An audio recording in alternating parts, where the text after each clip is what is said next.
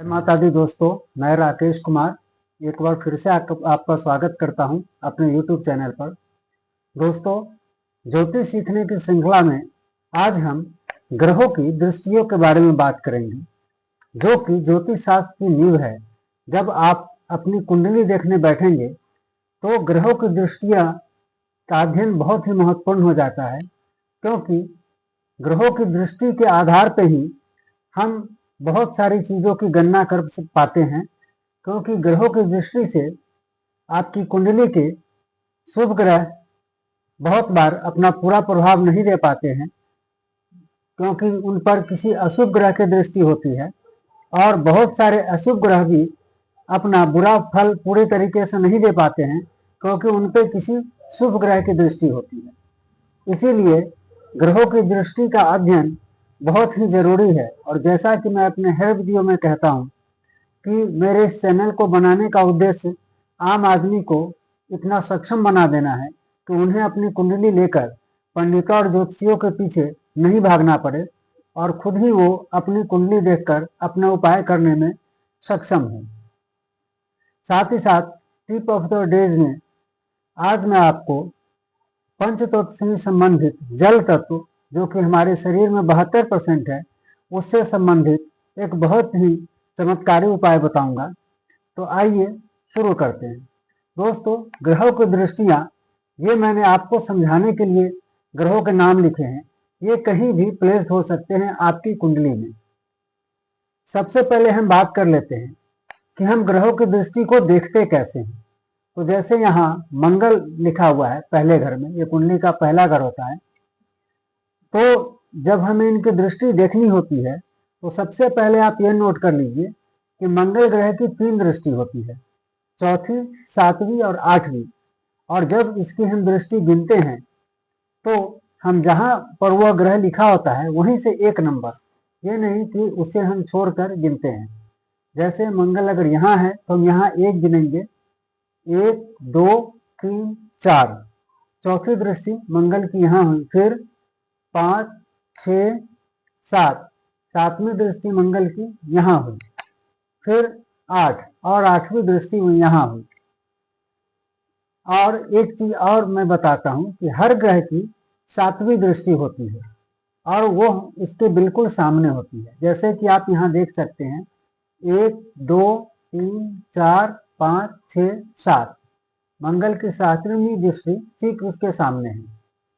उसी तरीके से बृहस्पति की 7वीं दृष्टि 1 2 3 4 5 6 7 ठीक उसके सामने। तो एक तो आप नोट कर लीजिए कि मंगल की 3 दृष्टियां होती है, वह अपने से चौथे, 7वें और 8वें, इन 3 घरों पे अपनी दृष्टि डालते हैं, और जहां उनका की पूर्ण प्रभाव होता है। और हर ग्रह की 7वीं दृष्टि जरूर होती है। फिर हम बात करें शनि देव की, तो शनि देव की भी 3 दृष्टियां होती है। वो जहां बैठते हैं वहां से तीसरे घर, 7वें घर और 10वें घर। जैसे कि अगर शनि देव मान लीजिए यहाँ बैठे हैं तो 1 2 3 तीसरी दृष्टि उनकी यहाँ होगी, 4 5 6 7 सातवीं दृष्टि उनकी यहाँ होगी, और 8 9 10 10वीं दृष्टि उनकी यहाँ होगी। इसमें मैं आपको एक चीज ये भी बताना चाहूंगा कि शनि देव जहाँ बैठते हैं वहां जो उनका प्रभाव होता है, उससे ज्यादा प्रभाव उनका वहां होता है जहां वो दृष्टि डालते हैं, क्योंकि शनि देव की वक्र दृष्टि है, जैसा कि हमारे शास्त्रों में लिखा है। तो मैं आपको यही बताना चाहूंगा कि ये दृष्टि अगर ग्रह आपकी कुंडली में कारक है, शुभ है, तो जहां इनकी दृष्टि पड़ेगी उस स्थान की शुभता में ये वृद्धि कर देंगे। लेकिन अगर ग्रह आपके कुंडली में आपके लिए अशुभ है या कोई अकारक ग्रह है, तो फिर जहां उनकी दृष्टि पड़ेगी वहां के निगेटिव प्रभाव को वो बढ़ा देते हैं। अब हम बात करते, तो आप नोट कर लीजिए, शनि ग्रह की 3 दृष्टियां होती है, तीसरी, 7वीं और 10वीं। अब हम बात करते हैं बृहस्पति ग्रह की। बृहस्पति ग्रह की 3 दृष्टि होती है, और साथ ही साथ राहु केतु की भी 3 दृष्टि होती है। और ये तीनों ग्रहों की दृष्टि 5वीं, 7वीं और 9वीं होती है। बृहस्पति ग्रह, राहु ग्रह और केतु ग्रह, ये तीनों जहां बैठते हैं वहां से 5वें घर, 7वें घर और 9वें घर पे अपना पूर्ण प्रभाव डालते हैं। जैसे अगर बृहस्पति यहाँ बैठे हैं तो 1, 2, 3, 4, 5, 5वीं दृष्टि इनकी यहाँ होगी, 6, 7, 7वीं दृष्टि ठीक उनके सामने, 8, 9, 9वीं दृष्टि यहाँ होगी। उसी तरह केतु यहाँ बैठे हैं तो इनकी 5वीं दृष्टि 1, 2, 3, 4, 5, 7वीं दृष्टि 6, 7 यहाँ और 8, 9, 9वीं दृष्टि यहाँ होगी। फिर मैं आपको समझाने के लिए बता दूं कि राहु की भी 3 दृष्टियां 5, 6, 7 होती हैं। 5वीं दृष्टि 1, 2, 3, 4, 5, 6, 7, 8, 9, 9वीं दृष्टि यहाँ। तो ये तो बात हो गई मंगल, शनि, बृहस्पति, राहु, केतु। अब हम बात करते हैं जो 4 ग्रह बच गए, सूर्य, चंद्र, शुक्र और बुध। तो आपको मैं बता दूं कि इन चारों ग्रहों की सिर्फ एक दृष्टि होती है, सिर्फ 7वीं दृष्टि। वो जहां बैठते हैं वहां से अपने सामने वाले घर पे अपना पूर्ण प्रभाव डालते हैं। तो इस तरीके से दोस्तों हम देखते हैं ये जो ग्रहों की दृष्टि है ये ज्योतिष शास्त्र के कुंडली विवेचन में एक नींव है। अब हम बात करते हैं फिर से अंश बल की, कि जो ग्रहों की दृष्टि है उनका शुभ या अशुभ प्रभाव उनके अंश बल डिग्री वाइज जो ग्रहों का बल होगा, उनकी जो कैपेबिलिटी होगी उस पर डिपेंड करेगा कि वो अपना कितना प्रभाव देंगी। दोस्तों अब बारी है आज के टिप ऑफ द एपिसोड की, पर उससे पहले मैं आपसे ये कहना चाहूँगा कि अगर आप पहली बार हमारे चैनल पर आए हैं तो ज्योतिष सीखने के लिए, जो कि मैंने आप लोगों के लिए ही ये शुरू करा है कि आप बहुत आसानी से अपनी कुंडली देख सकें और आपको किसी भी पंडित या ज्योतिषी के पास अपने मेहनत की कमाई को जाकर नहीं देना पड़े और उनके भरोसे नहीं रहना पड़े।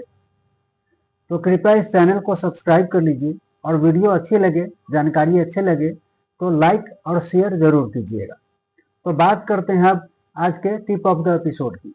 दोस्तों जैसा कि हम जानते हैं कि हमारे शरीर में जल तत्व जो कि सबसे ज्यादा है 72%, और ये हमारे शरीर को बहुत हद तक नियंत्रित करता है। पर आपको पता है हमारे शास्त्रों ने तो बहुत पहले ही ये बातें बता दी थी कि पानी में आकाश होता है, और हमारे यहाँ पाठ पूजन में जल का बहुत ज्यादा महत्व है। सूर्य भगवान को जल देने से लेके संकल्प में पूजा में जल का प्रयोग, और जो हम चंद्रामृत लेते हैं भगवान का प्रसाद उसमें भी जल होता है। पर जल का आखिर इतना महत्व क्यों है? क्योंकि जल में यादाश्त होती है। और मैं आपको ये बताऊं कि इसीलिए जो सबसे ज्यादा जल को प्रभावित करने वाला धातु तांबा है, इसी वजह से हम सूर्य भगवान को भी तांबे के लोटे में जल देते हैं। और कहा जाता है कि अगर आप तांबे के बर्तन में रखे हुए पानी को पीते हैं तो आपके लिए बहुत फायदेमंद होता है। पर मैं आपको टिप बताऊं जिससे कि जब आप वो पानी पिएंगे तो आपके आपको शारीरिक तौर पे फायदा पहुंचाने के साथ साथ आपको मानसिक रूप से भी वो पानी बहुत फायदा पहुंचाएगा, क्योंकि पानी में रास होता है। तो जहां से भी पानी आता है, अभी हम क्या करते हैं कि हमने धातु के बर्तनों में पानी पीना, स्टील के ग्लास, तांबे के ग्लास या लोटे में बिल्कुल बंद कर दिया है। तो प्लास्टिक के बर्तनों में रखने पे एक तो पानी का यादाश्त नहीं जाता है, पानी बहुत तरीके से, बहुत बैंडों से होकर गुजर कर हमारे पास आता है। तो सबसे पहले जो भी पानी आप या तो आरओ से निकालते हैं या डायरेक्ट आप टेप से निकालते हैं, तो कम से कम उसे 4 से 6 घंटे किसी धातु के बर्तन में रहने दीजिए। अगर तांबा उपलब्ध नहीं हो तो आप स्टील के बर्तन में भी रख सकते हैं।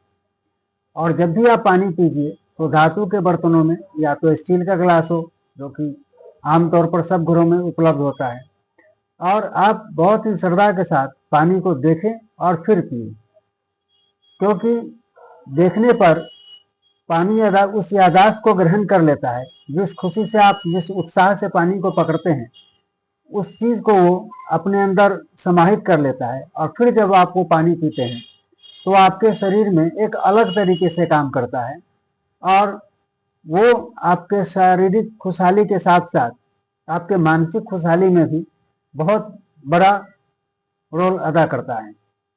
आप इस चीज को जब करेंगे तो सिर्फ 15 दिनों में आपको इसका फर्क दिखने लगेगा कि एक तो आप पानी को कम से कम 4 से 6 घंटे धातु के बर्तन में रखिए।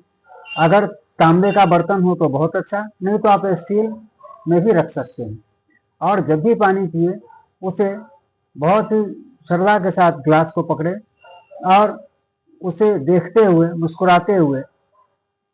कहने का मतलब कि आप अगर पानी को खिन्न होकर देखते हैं, उदास होकर देखते हैं, फिर पीते हैं, उस स्थिति में पानी आपके अंदर जाकर भी ऐसा ही बर्ताव करता है।